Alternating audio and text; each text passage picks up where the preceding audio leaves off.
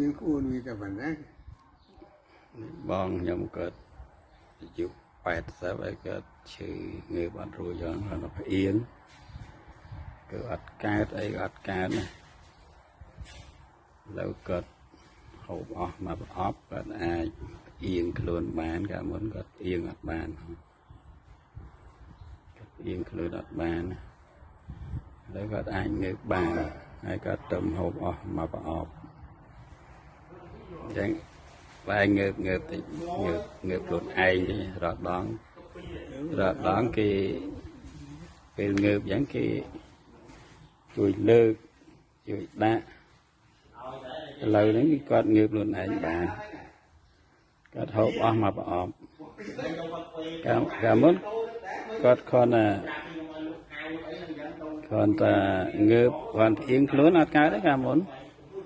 ងើបនោមងើបអីហ្នឹងតលកូនចៅ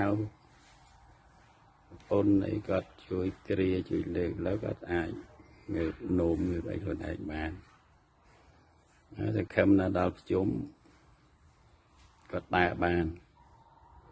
នេះគាត់ទៅអស់មកប្រអប់ជាងចាំមើលអស់2ប្រអប់3ប្រអប់គាត់ដើររួចហើយដំណើរតាមមើលចាំដល់ខែប្រជុំចាំខ្ញុំសម្ភាសភាសាទៀតឥឡូវនេះដឹងថយវិញកាលមុនងើបអត់រួចផ្អៀងខ្លួនអត់រួចឥឡូវមកងើបខ្លួនឯងកើតតម្រានខ្លួនឯងកើតពួកយើងអត់ទៅបនហុំពោហើយខ្ញុំទៅពីងាយព្រឹកឡើងអត់ទៅផងចាំមើល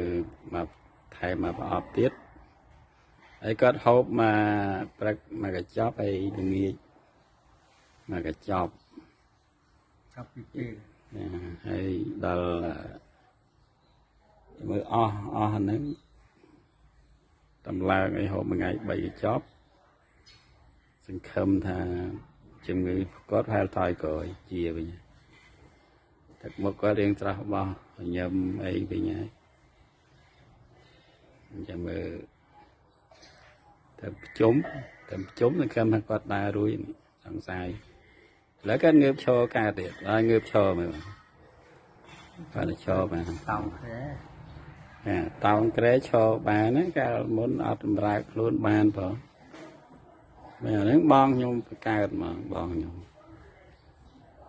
ជាក់ស្ដែងទៅផុសតាងមើលចាំមើលប្រមាណប្រអប់ដែលតើអត់រួចសោះហើយបានមកងើបរួចងើបអត់ផ្អៀងខ្លួនអត់កើតអីអត់កើតលើបានងើបឈរខ្លួនឯងកើត